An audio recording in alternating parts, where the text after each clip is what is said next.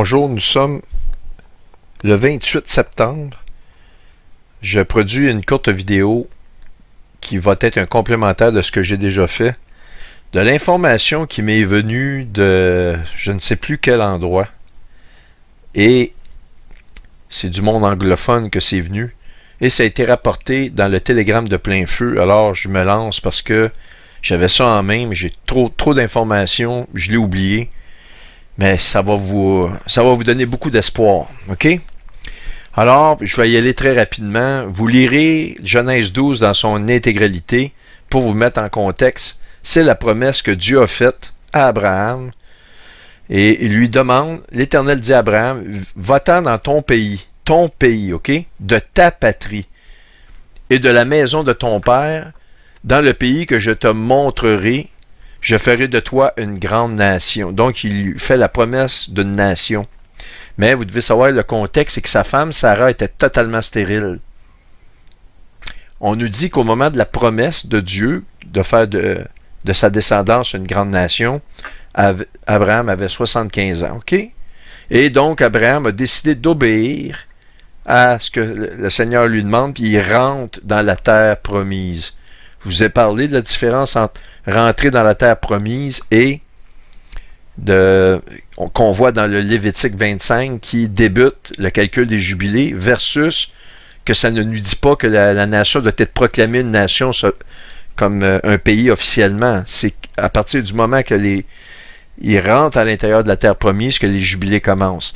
Alors, comme je vous ai déjà montré, le mandat pour la Palestine par les Ligues des Nations qui a été débuté le 16 septembre 2022 et qui a pris effet le 29 septembre 2023. Alors, c'est à partir de ce moment-là, je vous ai montré l'entrée en masse des Juifs dans la nation d'Israël. OK? Donc, c'est la date officielle qu'on devrait commencer à compter les temps de jubilé. Et donc, c'est au moment de la promesse, à l'âge de 75 ans, que Abraham décide de partir dans la terre promise et la promesse d'avoir une descendance qui lui donnerait un grand peuple qui va être le peuple d'Israël aujourd'hui. Eh bien, son nom est Isaac, c'est le fils d'Abraham et on nous dit qu'Abraham était âgé de 100 ans à la naissance d'Isaac, OK? Son fils. Premièrement, ça nous fait penser à Apocalypse 12 qui a la naissance d'un enfant. Ça, c'est incroyable. C'est stupéfiant. Mais non seulement ça, mais c'est l'âge qu'Abraham avait lorsqu'il a eu son fils qui est 100 ans. Alors, on a une directe connotation avec le mandat de la Palestine qui est rentré en vigueur il y a 100 ans demain. Parce que, comme on le voit ici, je vous résume ça, le mandat de la Palestine est rentré en vigueur le 29 septembre 2023. C'était un document qui autorisait les Juifs à retourner dans leur terre ancestrale, dans leur terre promise. Donc, ça fait référence à Lévitique 25, l'entrée dans la terre promise, et non pas Genèse 66:8, devenir une nation, pour débuter le compte des cycles des 7 années de la Jubilé. Donc, 100 ans entre le 29 du 9 1923 à demain, le 29 septembre 2023. Mais il a fallu attendre 25 ans pour que Israël devienne une nation en 48, si on calcule du 1923 plus 25, on arrive en 48 pour que Israël moderne soit fondé. De même, Abraham, une fois qu'il a décidé d'obéir à Dieu, à la mort de son père Terah, et qu'il a quitté la région de Haran pour rentrer dans la terre promise d'Israël, Dieu a fait une alliance avec lui à ses 75 ans et il lui a donné une descendance car sa femme Sarah était stérile. Mais il a dû attendre 25 ans, exactement comme le 25 ans, entre l'entrée du peuple et qu'elle devienne une nation. On a le même nombre d'années. Et à partir de ses 75 ans, il a eu, donc à ses 100 ans, son fils qui est né.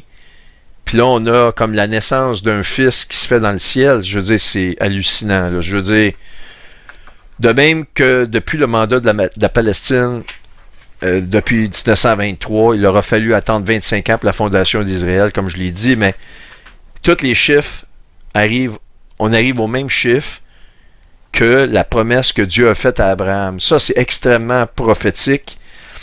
réellement prophétique. Puis regardez bien, Joël Nadon a envoyé à Thomas une prophétie dans le livre d'Enoch que j'avais déjà lu.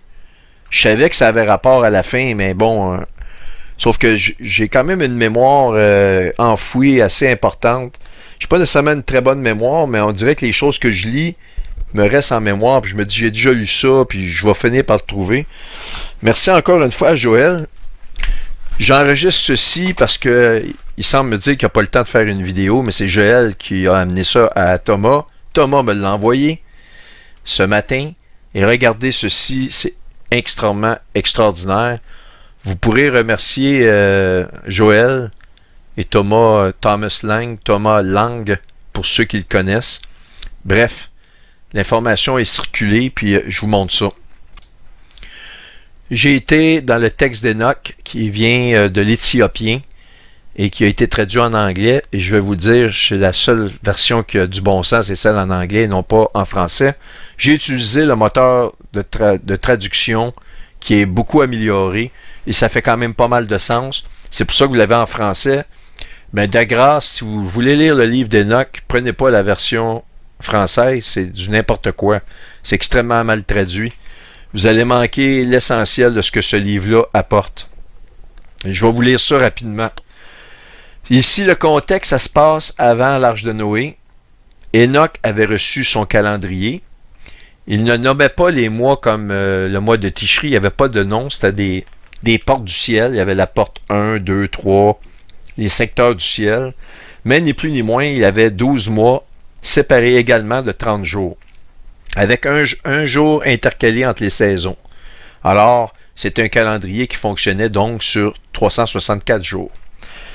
En passant, j'ai fait des calculs, c'est un calendrier qui était 300 fois plus précis que notre calendrier moderne de notre pseudo-science d'aujourd'hui. Alors, vous imaginez ceux qui se moquent de ça, et on avait un calendrier qui était 300 fois plus précis, dans le sens que il devait éventuellement corriger le tir en ajoutant une journée bissextile ou une année bissextile, en rajoutant une année de plus dans l'année, pour venir, dans le fond, corriger l'erreur de l'appréciation du soleil, mais c'était, au lieu d'avoir ça à tous les 4 ans, comme nous l'avons, à tous les 4 ans, on rajoute, dans le fond, une journée. C'est comme on a une erreur de 1/4 de jour par année, si vous voulez. Eh bien, lui, c'était 300 fois plus loin. Donc, si vous multipliez 4 fois 300, vous arrivez à 1200 ans avant d'être obligé de rajouter une année. Ça, j'ai toute l'information, mais bon, ceci dit, les mois du calendrier d'Enoch, là, vous êtes obligé de me croire, mais j'ai l'information, j'ai réellement étudié ça, là. Les mois du calendrier d'Enoch sont calculés sur ce que Moïse a donné à son peuple, c'est-à-dire sur les mois du calendrier juif maintenant, ok, spirituel et non pas civil, ok, on s'entend. Donc, le 7e mois spirituel, c'est le mois de Tishri qui englobe principalement le mois de septembre dans nos années modernes.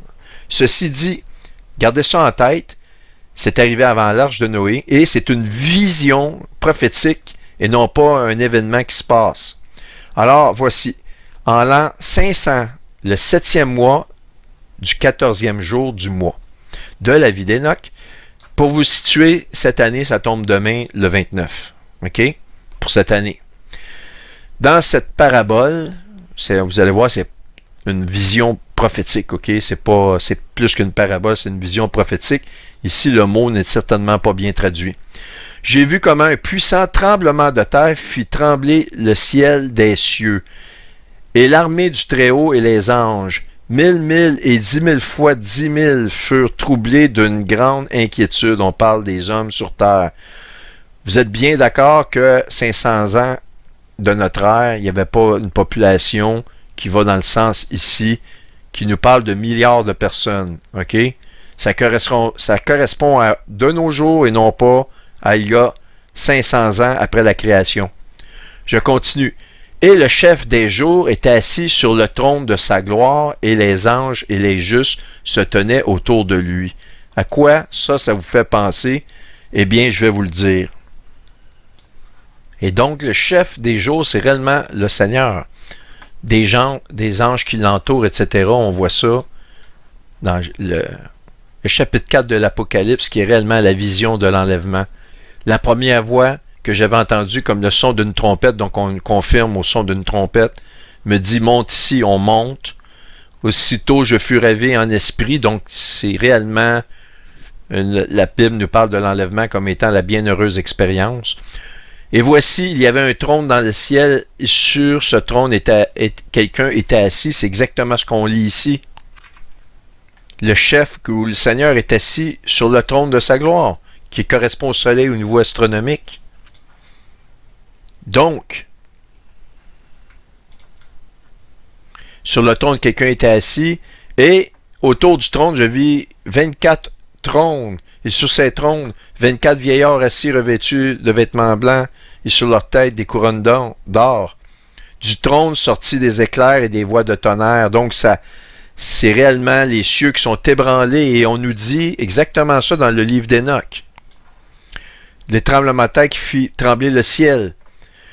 Et un grand tremblement me saisit, et la peur s'empara de moi, et mes reins cédèrent, et mes reins se dissolvèrent, et je tombai sur ma face. Et Michel, ça c'est l'ange Michel ou Michael si vous voulez, envoya un autre ange parmi les saints, parmi le tumulte, et il me ressuscita. Ça veut dire que c'est réellement une vision qui l'a saisi, et son corps a cédé carrément. L'ange le remet à la vie, et quand il m'eut ressuscité, mon esprit revint, car je n'avais pas pu supporter le regard de cette année, ni le tumulte et le tremblement du ciel. Et Michael ou Michel me dit, pourquoi es-tu inquiété par une telle vision? Vous le savez, là, vous le voyez, c'est une vision prophétique. Jusqu'à ce jour durera le jour de la miséricorde. Autrement dit, le Seigneur, il tolère. Ça fait des années qu'il tolère. On est dans la période de la dispensation de la grâce maintenant. Puis ça se termine au jour de l'Éternel, au jour de l'entrée en vigueur de la grande tribulation. Et il a été miséricordieux et patient envers ceux qui habitent sur la terre. Et quand viendra le jour, et la puissance et le châtiment et le jugement que le Seigneur des esprits a préparé pour ceux qui n'adorent pas la loi juste. La loi juste, qu'est-ce que c'est? C'est d'accepter le Seigneur, parce que c'est lui qui dit qu'il est la vérité et la justice. Et pour ceux qui renient le jugement juste, donc le Seigneur, et pour ceux qui prennent son nom en vain, le nom du Seigneur, ce jour est préparé une alliance pour les élus, mais une inquisition pour les pécheurs. Donc vous le voyez, une double connotation. Pour les uns, une bénédiction, pour les autres, une malédiction. C'est ce que je voulais vous pointer, c'est que c'est conforme à 100% au chapitre 12 de l'Apocalypse, parce que Michel ici se lève. Et donc, que le chapitre 12 de l'Apocalypse, qui est le signe qui se déroule, nous annonce une guerre qui arrive dans le ciel. Il y a une guerre dans le ciel. Michel, encore là, il se lève, Michel, l'ange, et ses anges combattirent contre le dragon, et le dragon et ses anges combattirent. Mais ils ne furent pas les plus forts, et leur place ne fut plus trouvée dans le ciel. Et il fut précipité le grand dragon, le serpentien, appelé le diable Satan. Il est précipité sur terre, ok? C'est fascinant, fascinant, fascinant, parce qu'ici, lorsqu'on nous parle de tremblement de terre qui fait trembler le ciel et les cieux, il y a une guerre dans le ciel. Ça nous parle, dans cette vision-là, tout est là, est inclus à l'intérieur du chapitre 12 de l'Apocalypse qui est en train, selon moi, de se dérouler devant nos yeux.